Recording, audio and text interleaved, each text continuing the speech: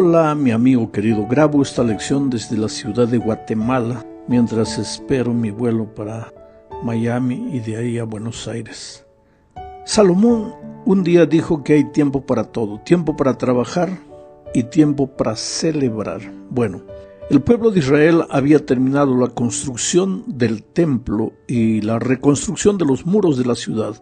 Lo había hecho en tiempos difíciles. ¿Te acuerdas que los enemigos habían hecho todo lo que pudieron para que el templo no fuera terminado? Pero Dios había estado con su pueblo y ahora finalmente había llegado el momento de agradecer a Dios. Siempre debemos ser gratos a Dios por las maravillas que hace en nuestra vida. ¿Sabes? Israel tenía la costumbre de dedicar cosas a Dios. Dedicaba el templo, un muro de la ciudad o incluso a veces dedicaba una casa que habían construido. Edificios públicos también. Ese momento de dedicación era una fiesta tremenda, especial, acompañada con cánticos, música, banquetes, sacrificios, regocijo, alegría y la purificación del pueblo. En sus tiempos, David, por ejemplo, estableció la práctica de los sacrificios durante una ceremonia de dedicación. Y luego los dirigentes de Israel siguieron su ejemplo. Entonces no había dedicación sin sacrificio. Comenzando con Salomón cuando llevó el arca al templo. Bueno, leamos lo que dice Nehemías 12, 27 al 29 respecto de la celebración del pueblo cuando había terminado la construcción de todo. Para la dedicación del muro de Jerusalén, buscaron a los levitas de todos sus lugares para traerlos a Jerusalén para hacer la dedicación y la fiesta con alabanzas y con cánticos, con címbalos, salterios y cítaras. Y fueron reunidos los hijos de los cantores, así de la región alrededor de Jerusalén como de las aldeas de los netofatitas y de la casa de Gilgal y de los campos de Geba y de Asmavet, porque los cantores se habían edificado aldeas alrededor de Jerusalén. Para comentar este texto que acabo de leer, lo primero que tengo que decir es lo siguiente. Los levitas se dedicaban a diferentes actividades que tenían que ver con la vida espiritual del pueblo. Unos eran músicos, otros cuidaban del templo, de la limpieza, otros servían como porteros en el templo. Habían los que se dedicaban al ceremonial, al sacrificio, a la liturgia, en fin. Y el sumo sacerdote pues participaba del día de la expiación. Habían muchas actividades dentro de los levitas. Observa que parte de ellos se dedicaban exclusivamente a la adoración a través de la música. Esos eran los descendientes de Asaf. Asaf es autor inclusive de algunos salmos. Quiere decir, en Israel la música era un ministerio. Había gente que era consagrada para ese ministerio sagrado. Y los instrumentos de adoración son interesantes. Címbalos, salterios y cítaras. Ahora mira, escucha, címbalos, salterios y cítaras. Junta esos instrumentos e imagina el ritmo que producen. Ahora, yo no sé qué explicación podríamos darle a eso hoy. Está escrito címbalos, salterios y cítaras. ¿Qué vamos a decir? Que hoy día esos instrumentos ya no existen, que hoy día esos instrumentos equivalen al piano, o qué vamos a argumentar de lo que está escrito. Y el pueblo estaba feliz y Dios estaba feliz con la alabanza que su pueblo le daba. El problema es que hoy a veces vivimos en días en que comenzamos a hacer tanto problema por causa de la música. Yo no voy a defender este estilo o el otro estilo de música. Hay estilos de música que a mí me gustan y son para adoración. Hay estilos que no me gustan, pero tengo que aceptar que la música es un asunto cultural que cambia de una cultura para otra, el ritmo me refiero, que cambia de una generación para otra. En fin, yo en mis tiempos, cuando niño, cuando adolescente, cuando el ser humano aprende a gustar de música, la música sagrada eran los del Rey, del Delker, y esa es la música que me gusta hasta hoy. Pero mis hijos ya no tienen nada que ver ni con Heraldos del Rey ni con del Delker. Es otra música, pero son tan cristianos como yo, aman a Dios tanto cuanto yo y alaban a Dios tanto como yo. Por eso yo creo que el mejor instrumento de adoración no es un instrumento en sí, sino el corazón. Y ahora entramos a la segunda parte del estudio.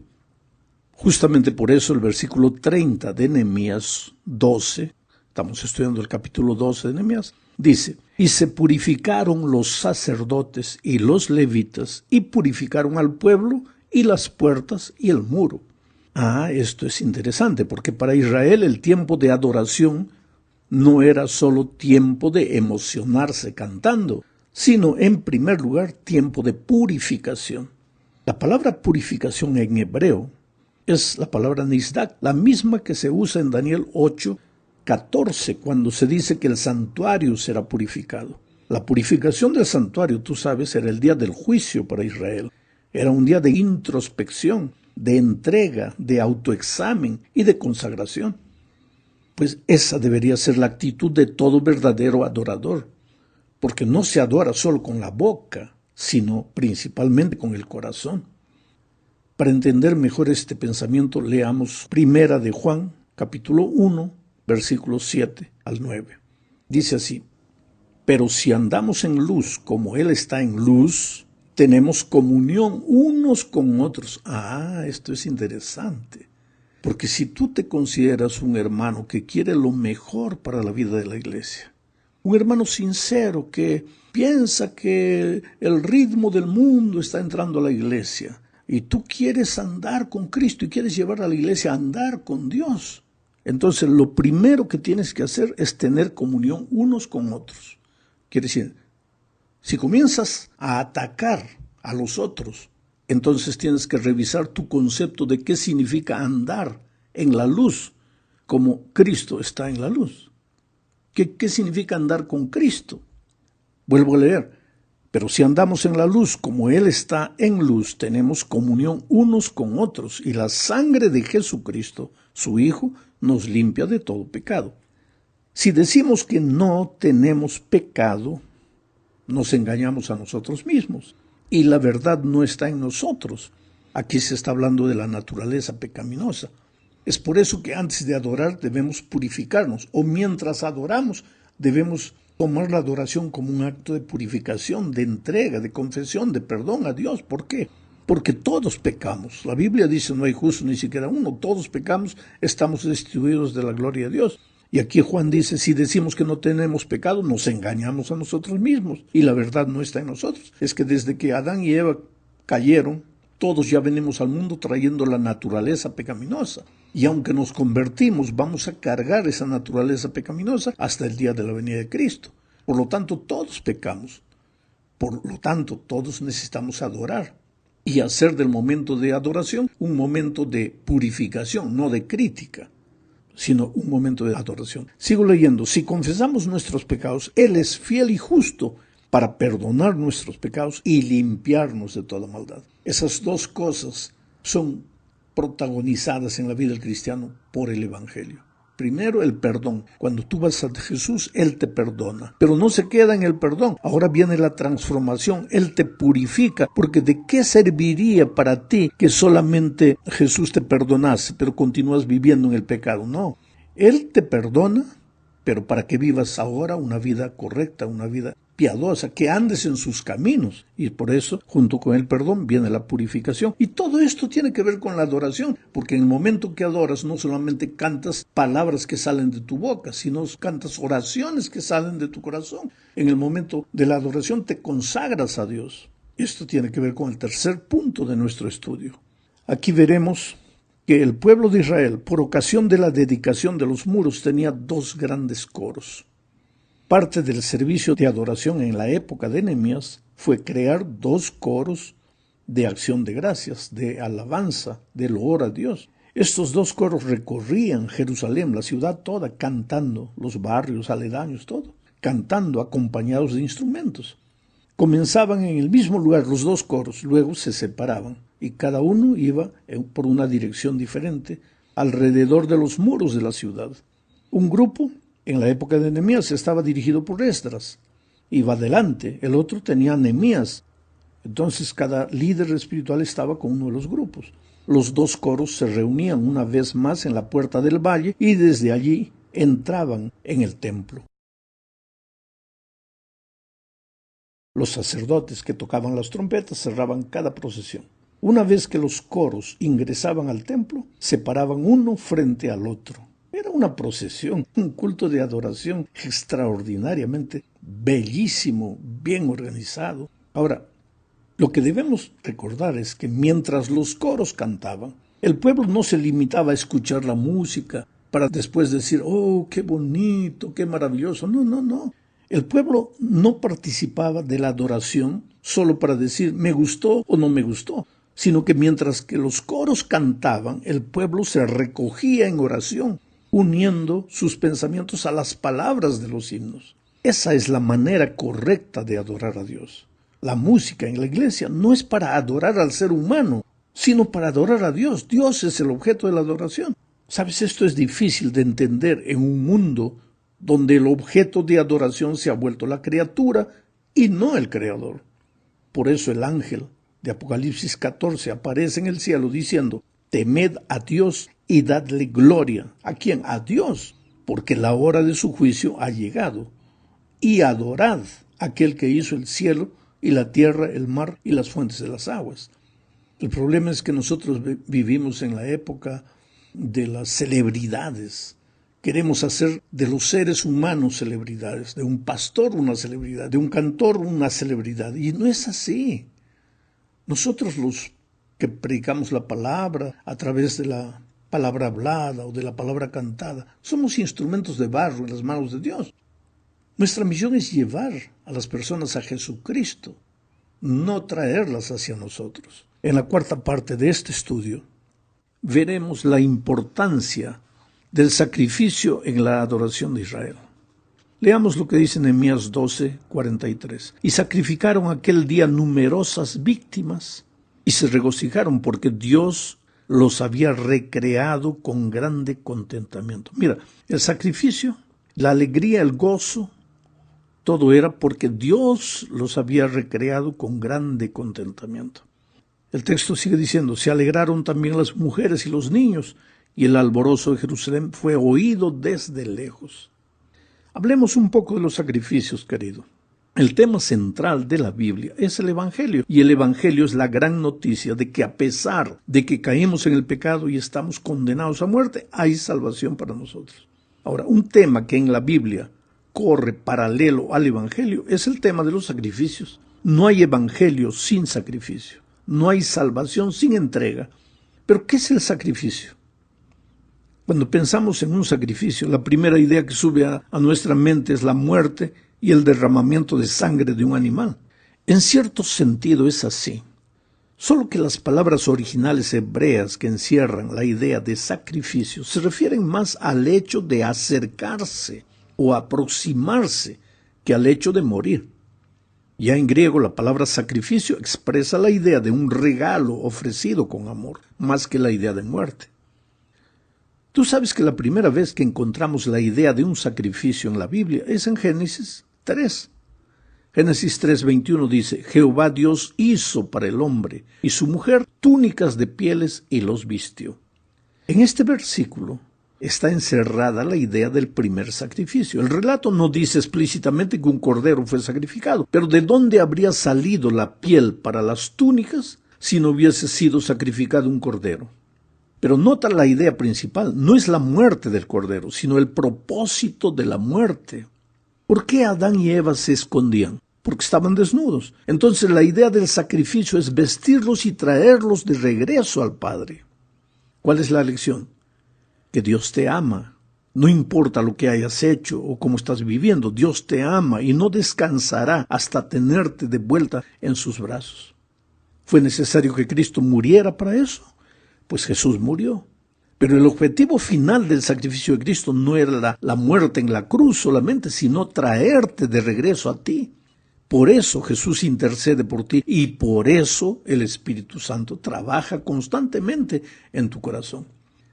Entonces volvamos al tiempo de Esdras y Nehemías. Parte de la adoración, del culto de celebración, de dedicación, era el sacrificio. ¿Por qué? Porque parte de todo culto tiene que ser Cristo.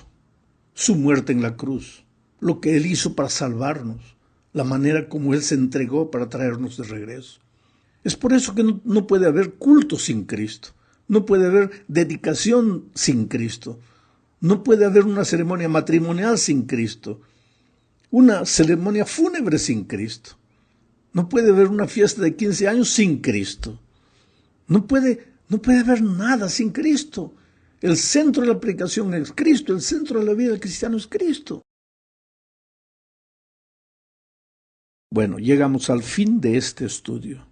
Leamos Nehemías 12:44. Dice, aquel día varios hombres fueron elegidos para encargarse de los almacenes del templo, de las ofrendas, las primicias y los diezmos, para que de lo que llegaba de las diferentes ciudades recogieran las porciones que les correspondían a los sacerdotes y los levitas. Y es que el pueblo de Judá estaba feliz por los sacerdotes y levitas que servían en el templo. Hay varios pensamientos y el tiempo no me va a dar para analizar todo. Pero en primer lugar, había almacenes donde eran recogidos los diezmos. Digo almacenes porque en ese tiempo se traía el diezmo no solo en dinero, sino en productos, se necesitaba un almacén. Ese era el alfolí del Señor, había que traer al templo. La idea primera de este texto es que tú no puedes administrar el diezmo como tú quieres.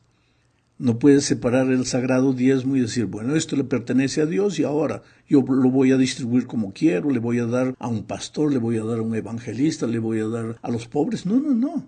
Eso no es atribución tuya, porque si eso fuera atribución tuya, entonces el diezmo no sería de Dios, sería tuyo. Tú lo administras como quieres, pero el diezmo le pertenece a Dios. Y en Israel el diezmo era traído al templo y quienes lo administraban eran los levitas.